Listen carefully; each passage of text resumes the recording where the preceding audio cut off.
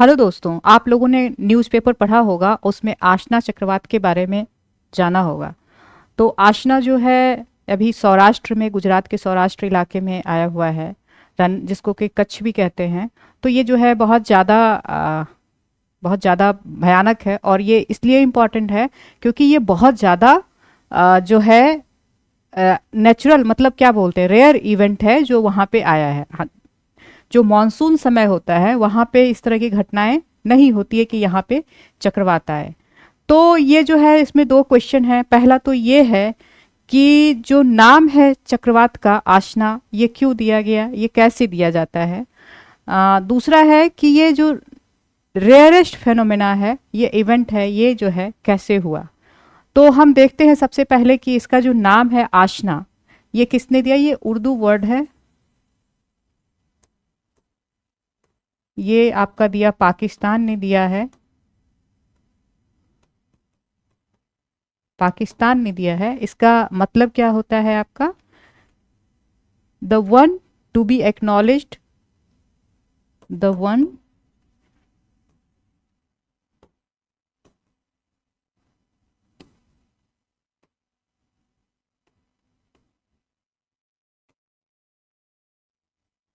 और प्रेज्ड, ये आपने पढ़ा होगा। ये आपका इसका अर्थ होता है, और ये पाकिस्तान के द्वारा दिया गया है। तो ये सवाल उठता है कि ये जो नाम दिया जाता है कैसे दिया जाता है। तो देखिए, ये नाम देने का जो कारण है, सबसे पहले तो ये क्यों दिया जाता है। तो आप लोग को पता है कि जो ट्रॉपिकल साइक्लोन है, बहुत ही डेंजरस जो है, ये नेचुरल हजार्ड है। हम ट्रॉपिकल साइक्लोन के बारे में बात कर रहे हैं।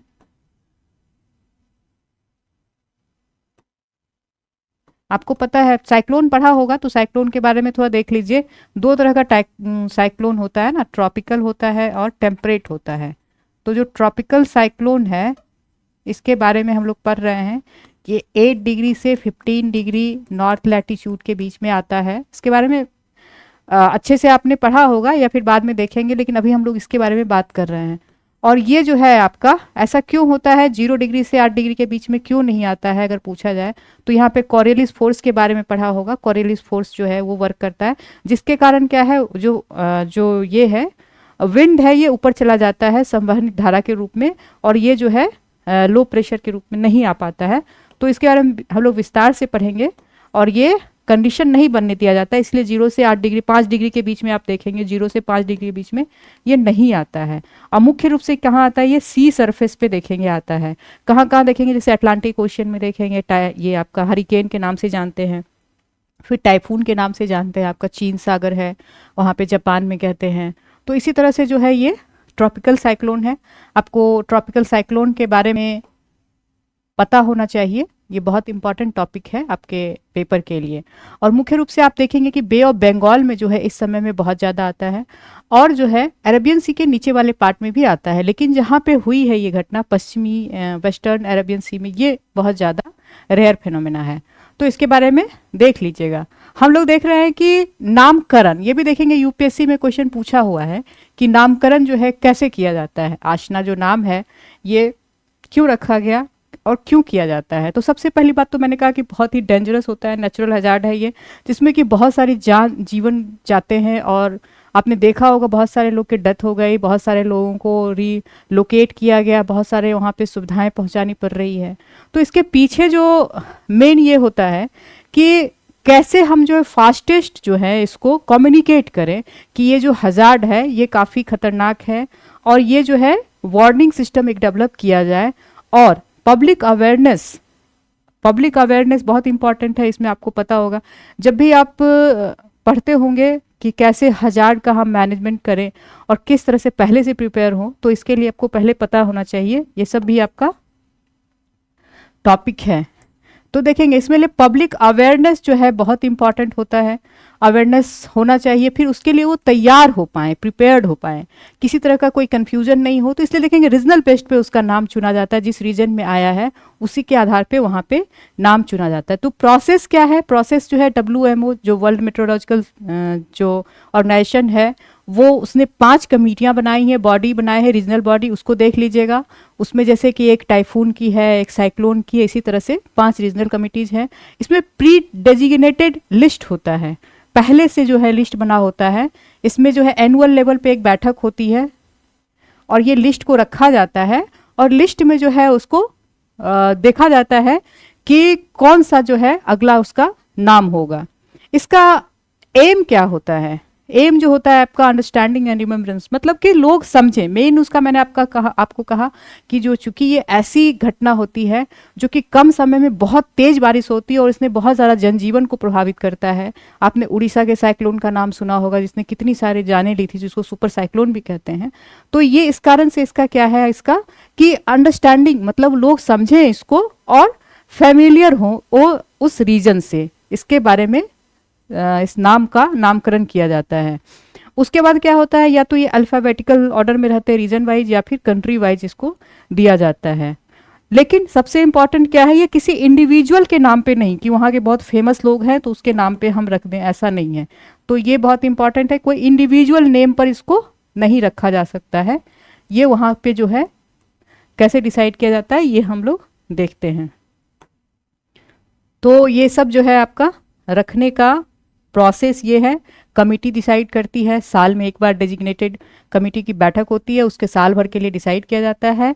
और WMO जो है इसमें मुख्य संस्था है और उसका एम क्या है आपका, अंडरस्टैंडिंग और प्रिपेयर करना, लोगों को अवेयर करना। अब देखते हैं कि जो इसमें किस बात का जो है, अगर कोई नया नाम और क्या है, इंडिविजुअल के नाम पे इसको नहीं रखा जा सकता है। तो जब कोई नया नामकरण होता है तो उसमें कौन कौन फैक्टर ध्यान में रखा जाता है? सबसे पहले तो स्मॉल हो, शॉर्ट इन कैरेक्टर, ऐसा ना हो कि इतना बड़ा हो कि लोग जो है उसको समझ ना पाए। तो छोटा नाम होना चाहिए जिसको कि कोई भी तुरंत समझ जाए और कोई भी इसको नाम को पुकार सके। दूसरा क्या है, इजी टू प्रोनाउंस, मतलब उसको जो है आसानी से जो है प्रोनाउंसिएशन जो है आसानी से उसका हो पाए। जैसे आशना, ये आराम से आप ले सकते हैं। जैसे बहुत सारा वायु, इस तरह का भी नाम बहुत सारा आप देखेंगे हिस्ट्री में, मतलब जब चक्रवात का देखेंगे कैसे कैसे नामकरण हुआ है, तो बहुत आसान आसान नाम को रखा जाता है। उसके बाद क्या है, सिग्निफिकेंट हो, वो जो नाम हो उसका सिग्निफिकेंस भी हो उस रीजन में, मतलब उसको ऐसा नहीं कि कुछ भी अटपटा सा नाम रख दिया, वो सिग्निफिकेंस भी हो, कुछ महत्व भी हो उसके नाम का, कुछ अर्थ भी हो। जैसे मैंने आपको कहा था आशना के नाम का क्या अर्थ है। तो जैसे आप देखेंगे यूनिकनेस हो। अब क्या हो, चौथा चीज क्या होनी चाहिए इसमें, यूनिकनेस होनी चाहिए। मतलब पिछला जो भी नाम है कहीं भी रखा गया है तो उसका नाम यहाँ पे नहीं रखा जाएगा। कोई भी नाम जो है बिल्कुल यूनिक हो। ये जो क्राइटेरिया है इसमें जो नया नाम रखा जाता है, न्यू नाम के लिए, इसको ध्यान में रखा जाता है। तो इसको एक बार देख लीजिएगा, ये क्वेश्चन पूछा हुआ है, मे भी फिर से पूछे, या फिर आपको जानना भी चाहिए कि बहुत इंपॉर्टेंट है ये 4 चीज़ें हैं। कैसे कैसे डिसाइड करते हैं, प्रोसेस क्या है, इसका एम क्या है, और जब नया नाम रखते हैं तो किस आधार पे इसका नाम रखते हैं। अब हम लोग देखते हैं कि जो ये इवेंट है, ये जो सौराष्ट्र एरिया में आया है चक्रवात, ये काफ़ी जो है रेयर है। इसलिए रेयर है कि आप देखेंगे, पढ़ा होगा 1891 से लेके 2023 तक ये जो है आपका 1944, 1964 और 1976 के बाद ये जो है अभी आया है। और आपको पता होगा जब 1976 में भी आया था तो वो उड़ीसा में चक्रवात बना था और वो धीरे धीरे जो है ट्रफ के द्वारा जो है, मतलब डिप्रेशन जो था वहाँ, और वो अरेबियन सी तक आया था। और ये वहाँ पे बनना एक लो प्रेशर जो ये बहुत ज़्यादा मतलब ये बोला जा सकता है कि बहुत ज़्यादा रेयरेस्ट है। और इसमें अभी जो जितने वैज्ञानिक हैं, मौसम वैज्ञानिक, इसको पता नहीं लगा पाए हैं कि ऐसा क्यों हुआ। तो अब ये देखते हैं कि कारण जो है ऐसा क्यों होता है कि जो इस समय मानसून काल में जो है एक सी में जो है गर्मी में कैसे चक्रवात बनता है। तो इसके बारे में आप देखेंगे 2 कंडीशन बहुत इंपॉर्टेंट है। सबसे पहले सी सरफेस का जो टेम्परेचर है, जो आपका टेम्परेचर है,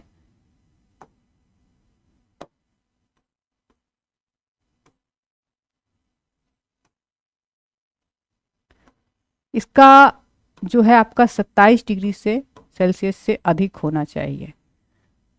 दूसरा कंडीशन ये है कि एक जो डिप्रेशन ऐसा होना चाहिए जहाँ पे, depression means low pressure area, low belt होता है, वो जो है चारों तरफ से हवाएं जो है यहाँ पे आए, हवाएं ऊपर ना जाए बल्कि हवाएं क्या हो, इस डिप्रेशन में आए यहाँ पे। आपको पता है कि साइक्लोन क्या होता है, एक जो है लो प्रेशर का एरिया होता है जिसके कि केंद्र में बहुत लो प्रेशर होता है और जो हाई प्रेशर है चारों तरफ, यहाँ पे लो प्रेशर होता है और यहाँ चारों तरफ से जो हाई प्रेशर होता है, यहाँ से हवाएं आती हैं और यहाँ से हवाएं निकलती हैं और फिर यहाँ पे जाके हवाएं जो यहाँ पे खाली होता है और फिर से हवाएं आ जाती हैं जो मॉइस्चर वाली होती हैं और हाई प्रेशर की हवाएं होती हैं। तो ये क्या करता है, बिल्कुल उसको क्रिटिकल बना देता है। और आपको पता होगा कि यहाँ पे आई ऑफ साइक्लोन होता है, आपने ये सब पढ़िएगा, मैं ऐसे बता दे रही हूँ। साइक्लोन होता है आई का, जहाँ पे कि बारिश नहीं होती है, यहाँ पे बिल्कुल रेनफॉल नहीं होता है, यह सूखा एरिया होता है, ये बिल्कुल अंदर जो होता है इसको आई ऑफ साइक्लोन कहते हैं। ये लो प्रेशर जो पूरा है ये बहुत ज़्यादा यहाँ पे, और यहाँ पे बारिश नहीं होती है आई पे, और चारों तरफ यहाँ पे बारिश होती है। और ये जो हाई प्रेशर है से लो प्रेशर की ओर हवाएं चलती हैं। तो मॉनसून काल में क्या होता है, जब हमारे यहाँ मॉनसून आता है तो लैंड पर क्या है, एक लो प्रेशर, आपने पढ़ा होगा मॉनसून में लो प्रेशर का एक निर्माण होता है क्षेत्र, और जो हवाएं हैं कंपैरेटिवली क्या होती है, हाई प्रेशर होते हैं समुद्र में, तो उसके कारण क्या है, हमारे यहाँ बारिश होती है। तो हवाएं हमेशा कहाँ से चलती हैं, हाई प्रेशर से लो प्रेशर की दिशा में ही चलती हैं। तो ये दो कंडीशन यहाँ पे होना चाहिए। अब हम देखते हैं कि जो ये एरिया है वहाँ पे ऐसा कंडीशन नहीं होता है, इसके कारण यहाँ पे चक्रवात की एक बहुत ही रेयरेस्ट घटना है ये। देखिए यहाँ पर जो है सी, अरेबियन सी, ये वेस्टर्न अरेबियन सी की बात हो रही है। आपको पता है ये कौन सा एरिया है, देखा होगा रन ऑफ कच्छ वाला जो ऊपर वाला एरिया है पाकिस्तानी का। तो यहाँ पे सी का टेम्परेचर जो है 26 डिग्री सेल्सियस रहता है, और 26 डिग्री सेल्सियस रहने के कारण क्या है, यहाँ पे कभी भी जो है समुद्र जो है गर्म नहीं होता, तो इसके कारण ऐसी कंडीशन, साइक्लोनिक कंडीशन नहीं बन पाती है। फिर दूसरा क्या होता है यहाँ पे कि जो हवाएं हैं, यहाँ लोअर जो ट्रोपोस्फियर है आपने पढ़ा होगा, वहाँ पे हवाएं वेस्टर्ली हवाएं चलती हैं, जो पश्चिमी हवा है वेस्टर्ली चलती है, ये लोअर ट्रोपोस्फियर में।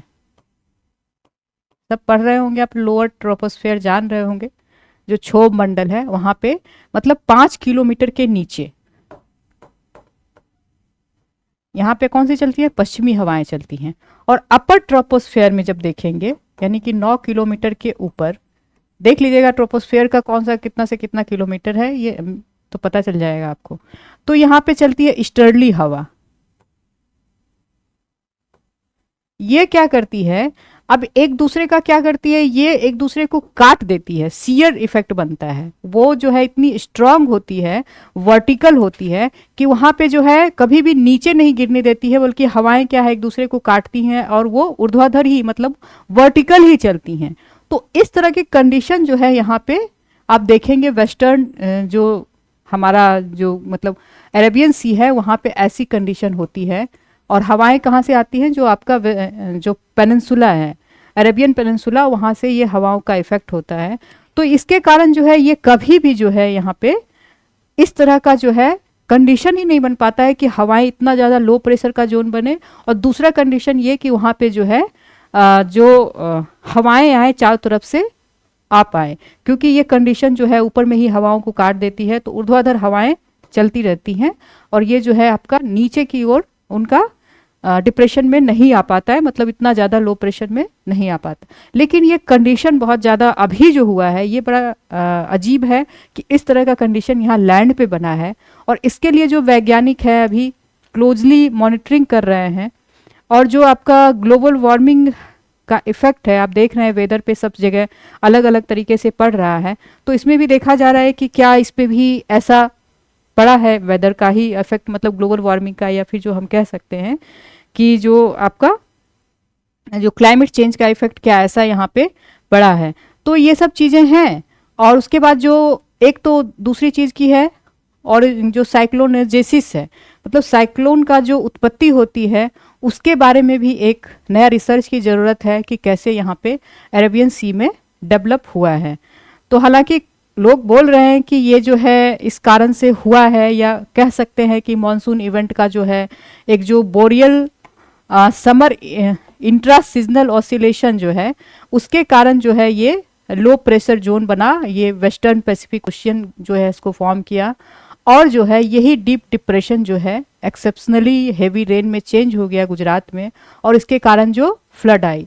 ये हंट पत्रिका का कहना है, लेकिन 100% ये भी श्योर नहीं है कि ये किस कारण से ये घटना घटी है। तो इस पर अभी मॉनिटरिंग किया जा रहा है, क्या ये ग्लोबल वार्मिंग का असर है, क्या ये क्लाइमेट चेंज का असर है, या फिर साइक्लोन के जो जेनेसिस का कारण है उसको फिर से पढ़ने की ज़रूरत है।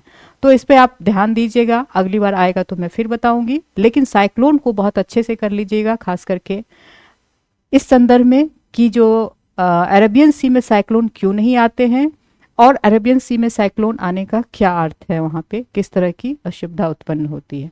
धन्यवाद।